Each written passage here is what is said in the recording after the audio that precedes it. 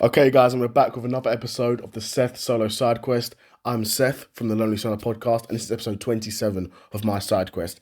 And like we normally do here, guys, we're going to talk about a few different topics today. Might talk about a bit of wrestling, a touch of wrestling, some boxing as well, and then a bit of MMA with Anthony Smith, because Anthony Smith recently commented on Bryce Mitchell on the Jackson podcast, and we can let's kick it off with that actually. So obviously we're all aware of Bryce Mitchell's controversial comments, should I say, recently regarding Germany's history and previous leaders and that sort of thing. Obviously, Bryce Mitchell said what he said, and that caused major outrage across all of social media for a period of time, and still ongoing now. He's still in the depths of this controversy, but was invited onto the Jackson podcast, and Anthony Smith had addressed this as well, saying you'd invited him on and then just told him, we're not going to give you a chance to explain yourself or even talk about the situation, and just kind of berated him. And Anthony Smith made the point as well, like, why even invite him on there? Like, just to do that, what's the point? You know, and one of the rare times I'm giving Anthony Smith a rare W here, because what he's talking about is completely true. Why would you invite a guy onto the podcast just to berate him and not even give him much opportunity to actually explain what he meant? So it's my understanding that clip was somewhat taken out of context. Because the thing is, people say, oh, it's taken out of context, but Bryce Mitchell did say what he said. Now, the full clip isn't what everyone's seen, in terms of he didn't just say that and then move on. He said before the atrocities, and he said a lot of other stuff as well, is my point. But why would you invite him on your podcast just to not even give him a chance to explain it? Because if you did, then maybe not the controversy would lessen. It is still quite a big controversy, but at least give him the opportunity to explain himself. Because what you're doing, you're just embarrassing him, essentially. And that's really what it seemed like they wanted to do, just get him on there and make him feel bad. It seems like that was really their aim for what you know, they wanted to accomplish at that podcast. So a rare W from Anthony Smith, and I definitely understand where he's coming from, and I do agree with him in this occasion. On that particular podcast, Anthony Smith would then talk about the comments regarding TJ Dillashaw, the comments that TJ Dillashaw made about him, which may be harsh, were completely factually accurate. You know, I don't think anyone's saying that they disagree with TJ, and that's the thing. No one has said they disagree with TJ. They're all like, it's a bit harsh. But just because it's harsh doesn't mean it's not true. You know, Anthony Smith will never be a world champion. And maybe the way TJ Dillashaw presented it was a bit harsh, but I don't know TJ personally, but I'm assuming he's the type of guy who's just speaks his mind when it comes to this sort of thing. Because to be fair, he's got a big knowledge of the game, so he's gonna know what it is when he sees it, and to be fair, all the fans know as well. But other fighters and other media personalities definitely wouldn't have put it as harshly as TJ did. They would have said stuff like, "Well, at this point in his career, it's going to be tough. He's ranked at this rank. You know, it's going to be hard. But stranger things have happened. You never know." Is what most people would have said, full well knowing the answer is absolutely not. This guy will never be champion. But yeah, that's Anthony Smith. But from what he talked about Bryce Mitchell, that was a rare Anthony Smith W, because I agree with what you're saying. And the way they treated him on the Jackson podcast wasn't really, it didn't feel like they wanted to get a good interview there. They just wanted like sound clips and be like, yeah, well, we got him on and we had a go at him and told him it's not right and all this rubbish. Like, I can imagine, bro. Next, let's talk about Ricky Starks making his debut in NXT. Now, this was what I think everyone sort of expected. To be honest, I did kind of expect him to debut in NXT. I think NXT, in terms of product and cultural fit, probably is a good fit for him. Because I watched like the first half of that episode of NXT, and I'll be honest, it's a decent product to watch. It's a very watchable product. There's a lot of character play. There's a lot of interpersonal character drama and storylines, which, to be honest, I quite like, because the rest of they are characters at the end of the day. They're not despite what all these guys want to be, they're not fighters. They're not really competitors. They're entertainers.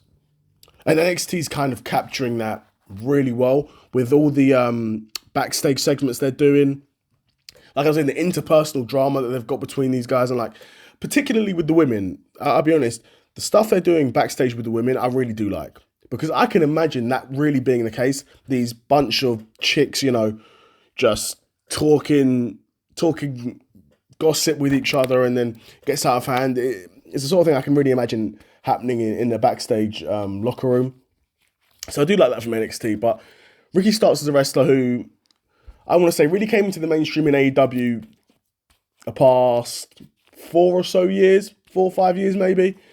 Now Ricky Starks is a guy who's been wrestling for a while. I've talked about him previously on previous episodes, where he's a guy who was in the NWA, then got signed to the AEW. I'm not gonna rehash his entire story. There's previous episodes for that. But Ricky Starks is a decent wrestler, decent in-ring wrestler. Nothing amazing. He's no AJ Styles. He's no whoever. He's no Kenny Omega, no Bryan Danielson, whoever. But he's very good on the mic, which is one thing I will give him credit for. He's very good on the mic, very charismatic, got a very good presence, a very charismatic presence, and off the get-go, he feels like a star. He felt like a star in AEW, but AEW never really was able to capitalize on that. Now, if they want to make Ricky Starks a star, I can understand him starting in NXT, because it'll be easier for him to be portrayed as a star coming off the bat in NXT rather than joining the main roster, because the main roster is stacked with guys at the top of the card. Absolutely stacked. Whereas NXT, you're always going to have, a bit of a revolving door, because it is developmental. You look at the past few years, their big stars, Bron Breakker, Carmelo Hayes, they're on the main roster now. That being said, Ricky Starks isn't a young man. And this is what I don't like about WWE, putting these guys in developmental. Ricky Starks isn't going to be wrestling for another, maybe another 10 years, but he won't be wrestling at the top of his game for another 10 years. If we're being brutally honest. I know we see nowadays all these main eventers are pushing 40 and 40 plus, which is a problem, something I've talked about before, and this is a problem. But in reality, Ricky Starks isn't going to be a main eventer in 10 years' time. I wouldn't be angry if he was, to be fair, because he is a talented performer. But Ricky Starks is a 34-year-old man who's been wrestling for, I'm assuming, at least a decade or so. Why would a wrestler who's been wrestling for a decade be put in developmental? Doesn't make sense to me. It's what WWE's done. In terms of the fit, I understand it, but as long as it's sort of a short-term play, in terms of he's in the NXT for a year, no more than 2 years, and then he's brought up to the main roster. And I'm hoping that's the plan. That would make sense. But the problem is I don't want to see these guys starting in NXT and being kept in NXT for too long. They had that guy like Samoa Joe, who he got to NXT. This dude had been wrestling for again, same as Ricky Starks. Been wrestling for over a decade, and you're putting this guy in NXT. This guy doesn't need to learn how to wrestle. He doesn't need to be put in developmental to develop. He can wrestle. And Samoa Joe could more than wrestle. To be fair, Samoa Joe joined NXT and pretty much from the get-go, he was pushed into a main event slot, which rightfully so. I don't know if they're going to do the same with Ricky Starks, but Samoa Joe was pushed right into a main event slot, and then was made NXT champion, and then went from NXT to the main roster and done his thing. I'm hoping they can do the same with Ricky Starks. I'd be surprised if they make him the world champion in NXT, just because they've got a few guys of that sort of range. But to be fair, there is always gaps in NXT. Like I said, it's a revolving door. You look at the stars from a few years ago, Carmelo Hayes and Bron Breakker, they're now main roster. But yeah, headline is Ricky Starks debuted for NXT. I think good fit culturally. He's a really good performer, really good on the mic, decent in-ring wrestler. Let's see what sort of storylines they put him in. I'm hoping he can be on the main roster soon. Reunite with your boy Cody. Let's see what happens there. Okay. And then in the world of boxing, we've got a rematch between Tevin Farmer and Zepeda for the interim lightweight world championship. Now, Tevin Farmer is a fighter who I'm a huge fan of. Now, at this point in Tevin Farmer's career, he's lost a lot of fights. He's lost a lot of close fights, but he's never going to reach that height. To be fair, even at this point, he's still fighting for an interim world championship in Riyadh season, so dude's going to be getting paid. But I really enjoyed Tevin Farmer because of his unique style. Tevin Farmer was a fighter who was a southpaw Philly shell fighter, which you don't really see often, and you don't see that often because it doesn't really work. In terms of boxing fundamentals and techniques, it doesn't really work because if you're a southpaw Philly shell fighter who's side on fighting against an orthodox fighter, you're basically directly in their line of fire for their cross, for their straight, which tends to be the opposition sort of power shot. The Zepeda fight was interesting because Zepeda was equally a southpaw, which again presents some interesting issues because yes, Zepeda is a southpaw, but Zepeda is nothing like Tevin Farmer in terms of they fight very different styles. Zepeda is way more of a brawler, pressure fighter than Tevin Farmer, who's a counter, slick, off the back foot boxer. Now, the problem is, where Tevin Farmer has next to no power, he's always going to be at a disadvantage because he can't keep guys honest, right? He can to an extent. He's got a couple knockouts on his record, but realistically, he hasn't really got much on his record to show in terms of knockouts, right? So Tevin Farmer, he's a tremendously skilled boxer, but the lack of power will and has cost him, where he's had a couple of close decision losses where you're like, if Tevin Farmer, if you were a bit bigger, you've got the technique to put these guys in these positions, but you're not quite good enough or powerful enough to knock these guys out and put the nail in the coffin, essentially, right? He's not quite able to do that, and that's cost him many, many times. Because at this point in Tevin Farmer's career, he's what? He's 33-7, which is... It's not a great record, to be honest. It's an okay record, of course. It's boxing, and at the end of the day, only one person can win or lose. Now, Zepeda won the first match. It was close. It was competitive. We're having some audio issues here, so it keeps breaking out, but we're cool. We'll worry about that later. It was a close fight. Tevin Farmer did have good moments, but ultimately, Zepeda was able to use his volume, use his pressure, the body shots a lot, and those body shots really did pay dividends later on in the fight, even though Tevin Farmer didn't really slow down.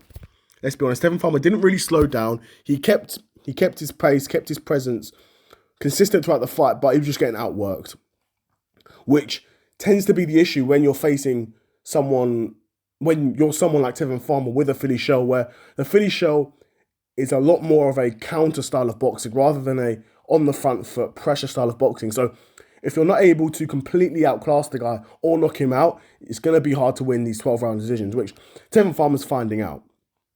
That being said, they're having a rematch.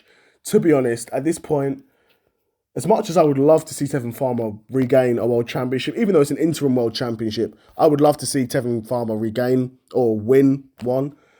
I don't think it's going to happen. Zepeda's unbeaten. Zepeda's already beaten him once. It was close. It was competitive. It was a split decision.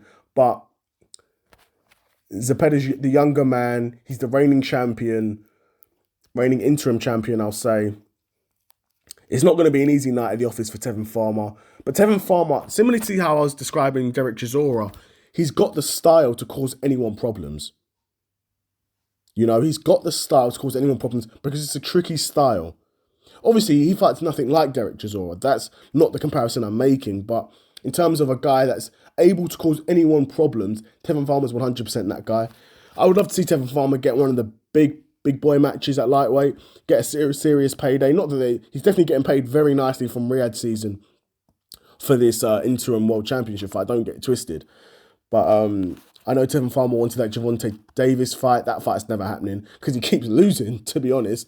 At one point, when Tevin Farmer only had 2 or 3 losses on his record, but still winning a lot of fights, you're like, okay, this could be a good fight to happen, stylistically particularly, but it doesn't look like it's going to happen now, which is a shame because at one point, both guys really showed a lot of promise, and Tank Davis still shows a lot of promise, and Tevin Farmer still shows a lot of promise as well. But I think his time's kind of passed in terms of a guy that's able to really be at the top of the division in terms of win multiple world championships and unify division. I don't think that's going to happen. But super excited to see Tevin Farmer back in the ring again and hoping he can win that fight. But I wouldn't put any money on him, despite him being a very, very, very talented boxer. But yeah, that's it from me. It's been another episode of Seth Solo Side Quest. We talked about Ricky Starks, Anthony Smith, and we also talked about Tevin Farmer making his return to boxing. All right, I'm out. Peace.